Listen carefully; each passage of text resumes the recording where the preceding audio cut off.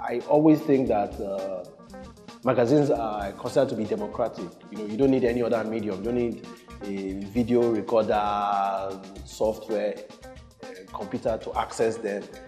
You get the magazine, immediately you enjoy them anywhere. I was like, wow, fantastic.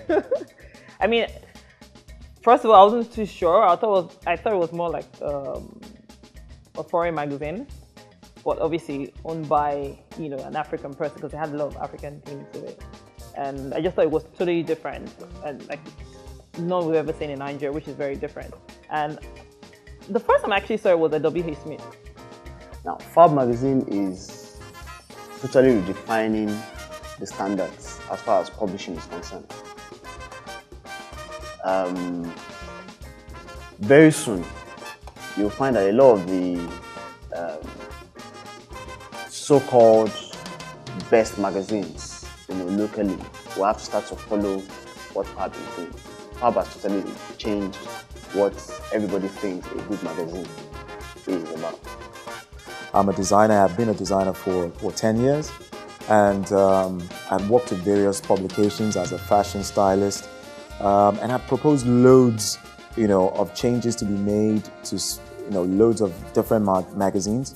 Well, apparently they didn't see a lot of what I was talking about at the time, so I felt, yes, it was about time that I went ahead and did it, so they could see what I was, getting at. FAB comes from fashion design. I come from the journalism, but also fashion photography aspect. My husband comes from the fashion photography aspect as well. And we're all people that have been working in the industry for a while. So we didn't just wake up one day and say, oh, let's start a magazine. We actually had the experience, and that's probably why it made it easier for us to see what was there, what could be built on, and what was missing that we could bring on. The vision was there. FAB is, as you know, my name, Family Second Baba today. But then the concept, Fabulous African Black, came much later.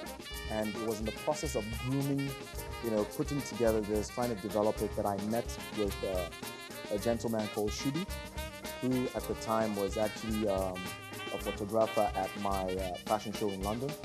And he said, oh, he was so sure his wife would really want to meet me and possibly interview. And of course, at the interview, I was just going on about, yes, how, I want to do this, the FAB magazine, the FAB this, the FAB that, and, where Explanations is going to be in another 5, 10 years, and all of that. And then he told me, Scott, you mentioned FAB magazine, what is that about? I went ahead and briefed everything down and said, you know what, whenever you're ready to go, I want to be on board. I think it took me the next 4 months off literally harassing FAB every single day or every single week, emailing him, what's happening, dude? Where's this proposal? Where's this idea that you said you were going to send me? And I think it was between that April 2009 and August 2009, finally he sent me the ideas that he had. FAB Magazine. FAB Magazine is causing a lot of problems in my household. I mean, in fact, this one I just got from FAB office. I'm going to keep it. I'm going to keep it in a safe. Every time people come to my house, the FAB magazines on the dining table, on the coffee table, people are taking it, stealing it because it just looks so good. I mean, it's a sexy magazine. You look through the pages, pure perfection.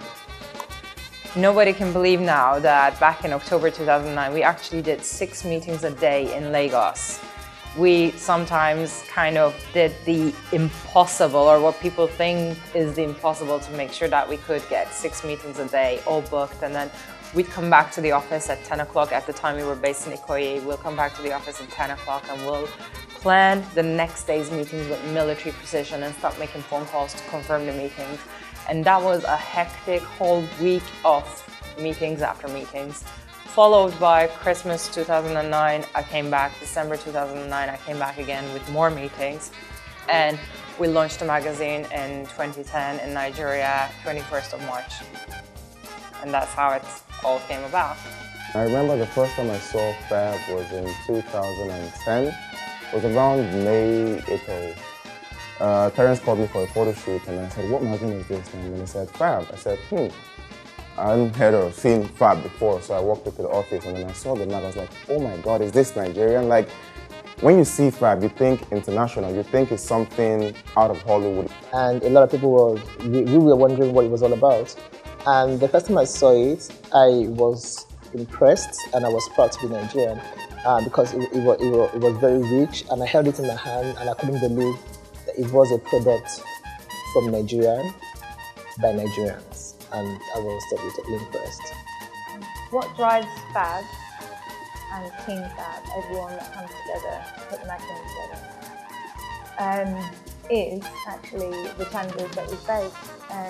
You know, the way that Black and African magazines are looked at, the way they aren't taken seriously, the stereotypes that people perceive. You know, that pushes us to sort of break down boundaries and prove them wrong. A lot of the time they don't think a Black magazine can be consistent. They don't think it can be, you know, of a certain standard, high quality. So continuing to prove them wrong definitely fuels us. And also highlighting everything that's good about not just Nigeria, but you know, Black people, African people, because of the perceptions there are. Like the Yorubas will say, I don't even know how to really transliterate it very properly. Nino ikodudu ni eko funfun jáde. From that black pot is where the pure white pulp comes out from. So you can't just like stereotype us as if only the negative thing, only the bad thing comes here. I know I'm a fine one to speak. I'm white. Originally, I'm from Turkey. But I've been married into the Nigerian culture for about 10 years now. I know the culture like the back of my hand.